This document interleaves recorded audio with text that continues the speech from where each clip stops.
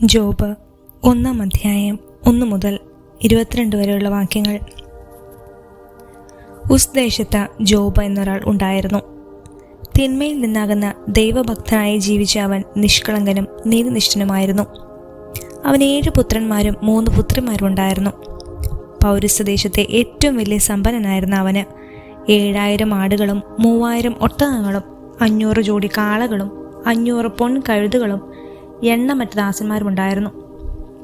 അവൻ്റെ പുത്രന്മാർ തവണ വെച്ച് നിശ്ചിത ദിവസങ്ങളിൽ തങ്ങളുടെ വീടുകളിൽ വിരുന്ന് സൽക്കാരങ്ങൾ നടത്തുകയും തങ്ങളുടെ 3 സഹോദരിമാരെയും അതിന് ക്ഷണിച്ചു വരുത്തുകയും ചെയ്യുക പതിവായിരുന്നു. സത്കാരങ്ങൾ ദിനങ്ങൾ കഴിയുമ്പോൾ പുത്രന്മാർ പാപം ചെയ്ത് ദൈവത്തിൻ്റെ അപ്രീതിക്ക് പാത്രമായിട്ടുണ്ടാവാമെന്ന് വിചാരിച്ച് ജോബ് അവരെ വിളിച്ചു വരുത്തി ശുദ്ധീകരിക്കുകയും അതിരാവിലെ എഴുന്നേറ്റ് ഓരോ പുത്രനു വേണ്ടി ദഹനബലി അർപ്പിക്കുകയും ചെയ്യുമായിരുന്നു. ഒരു ദിവസം ദൈവപുത്രന്മാർ കർത്താവിൻ്റെ സന്നിധിയിൽ വന്നു ചേർന്നു. സാത്താനും അവരോടുകൂടെ വന്നു. കർത്താവ് സാത്താനോട്, നീ എവിടെ നിന്ന് വരുന്നു എന്ന് ചോദിച്ചു. ഞാൻ ഭൂമിയിലാകെ ചുറ്റി സഞ്ചരിച്ചിട്ട് വരികയാണ് എന്ന് അവൻ മറുപടി പറഞ്ഞു. കർത്താവ് വീണ്ടും അവനോട് ചോദിച്ചു, എൻ്റെ ദാസനായ ജോബിനെ നീ ശ്രദ്ധിച്ചോ? അവനെ പോലെ സത്യസന്ധനും നിഷ്കളങ്കനും ദൈവത്തെ ഭയപ്പെടുന്നവനും തിന്മയിൽ നിന്ന് അകന്ന് ജീവിക്കുന്നവനുമായി ഭൂമുഖത്ത് ആരെങ്കിലുമുണ്ടോ?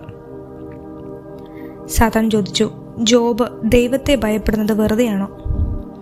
അങ്ങ് അവനും അവൻ്റെ ഭവനത്തിനും സമ്പത്തിനും ചുറ്റും വേലി കെട്ടി സുരക്ഷിതത്വം നൽകി. അവൻ്റെ പ്രവർത്തികളെ അനുഗ്രഹിച്ചു. അവൻ്റെ സമ്പത്ത് വർദ്ധിപ്പിക്കുകയും ചെയ്തു. അവൻ്റെ സമ്പത്തിന്മേൽ കൈവച്ചാൽ അവനവങ്ങയെ ദുഷിക്കുന്നത് കാണാം. കർത്താവ് സാത്താനോട് പറഞ്ഞു, അവനുള്ള സകലത്തിൻ്റെ മേലും ഞാൻ നിനക്ക് അധികാരം നൽകുന്നു. എന്നാൽ അവനെ മാത്രം ഉപദ്രവിക്കരുത്. അത് കേട്ട് സാത്താൻ കർത്താവിൻ്റെ സന്നിധിയിൽ നിന്ന് പോയി. ഒരു ദിവസം ജോബിൻ്റെ മക്കൾ തങ്ങളുടെ മൂത്ത സഹോദരൻ്റെ വീട്ടിൽ വിരുന്നിന് സമ്മേളിച്ചിരിക്കുകയായിരുന്നു. അപ്പോൾ ഒരു ഭൃത്യൻ ജോബിൻ്റെ അടുക്കൽ വന്ന് പറഞ്ഞു, ഞങ്ങൾ കാളകളെ പൂട്ടുകയായിരുന്നു. കഴുതകൾ സമയത്ത് തന്നെ മേഞ്ഞുകൊണ്ടിരുന്നു. പെട്ടെന്ന് ഷേഫക്കാർ വന്ന് വേലക്കാരെ വാളിനിരയാക്കി അവയെ അപഹരിച്ചു കൊണ്ടുപോയി. ഞാൻ മാത്രമേ അങ്ങയുടെ വിവരം പറയാൻ രക്ഷപ്പെട്ടുള്ളൂ. അവൻ പറഞ്ഞു തീരുന്നതിന് മുൻപ് മറ്റൊരുവൻ വന്ന് പറഞ്ഞു, ദൈവത്തിൻ്റെ അഗ്നി ആകാശത്ത് നിറങ്ങി ആടുകളെയും ദാസന്മാരെയും ദഹിപ്പിച്ചു കളഞ്ഞു. വിവരം അങ്ങയോട് പറയാൻ ഞാൻ മാത്രം അവശേഷിച്ചു.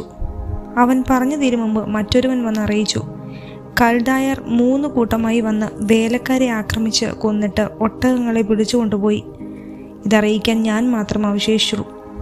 അവൻ പറഞ്ഞുകൊണ്ടിരിക്കുമ്പോൾ തന്നെ മറ്റൊരുവൻ കടന്നു വന്നു പറഞ്ഞു, നിന്റെ പുത്രന്മാരും പുത്രിമാരും തങ്ങളുടെ ജ്യേഷ്ഠ സഹോദരൻ്റെ വീട്ടിൽ സത്കാരത്തിൽ മുഴുകിയിരിക്കുകയായിരുന്നു.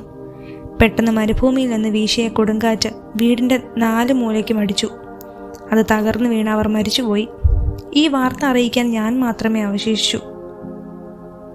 ജോബ് എഴുന്നേറ്റ് അങ്കി വലിച്ചു കീറി ശിരസ് മുണ്ഡനം ചെയ്തു. സാഷ്ടാംഗം വീണ് നമസ്കരിച്ചു. അവൻ പറഞ്ഞു, അമ്മയുടെ ഉദരത്തിൽ നഗ്നനായി ഞാൻ വന്നു. നഗ്നനായി തന്നെ ഞാൻ പിൻവാങ്ങും. കർത്താവ് തന്നു, കർത്താവ് എടുത്തു. കർത്താവിൻ്റെ നാമം മഹത്വപ്പെടട്ടെ. ഇതുകൊണ്ടൊന്നും ജോബ് പാപം ചെയ്യുകയോ ദൈവത്തെ പഴിക്കുകയോ ചെയ്തില്ല. ജോബ് 2 1 അധ്യായം 13 വരെയുള്ള വാക്യങ്ങൾ. ദൈവപുത്രന്മാർ വീണ്ടും ഒരു ദിവസം കർത്തൃസന്നിധിയിൽ ചെന്നു. സാത്താനും അവരോടൊപ്പം എത്തി.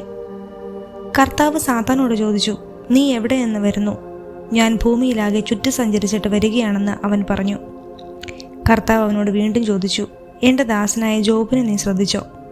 അവനെ പോലെ നിഷ്കളങ്കനും നീതിനിഷ്ഠനും തിന്മയിൽ നിന്ന് അകന്ന് ജീവിക്കുന്നതിനുമായി മറ്റാരെങ്കിലും ഭൂമുഖത്തുണ്ടോ? അകാരണമായി അവൻ നശിപ്പിക്കാൻ നീ എന്നെ സമ്മതിപ്പിച്ചെങ്കിലും അവൻ്റെ വിശ്വസ്ത അചഞ്ചലമായി നിൽക്കുന്നു. സാത്താൻ പറഞ്ഞു, ചർമ്മത്തിന് പകരം ചർമ്മം, ജീവന് വേണ്ടി തനിക്കുള്ളതെന്തും മനുഷ്യൻ ഉപേക്ഷിക്കും. അങ്ങ് അവൻ്റെ അസ്ഥിയിലും മാംസത്തിലും കൈവയ്ക്കുക, അപ്പോൾ അവൻ അങ്ങയെ ദുഷിക്കും. ഇതാ അവനെ നിനക്ക് വിട്ടുതരുന്നു.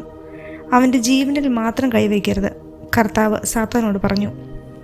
സാത്താൻ കർത്താവിൻ്റെ സന്നിധിയിൽ നിന്ന് പോയി. അവൻ ജോബിൻ്റെ ശരീരത്തെ അടി മുതൽ മുടി വരെ വ്രണങ്ങൾ കൊണ്ട് നിറച്ചു.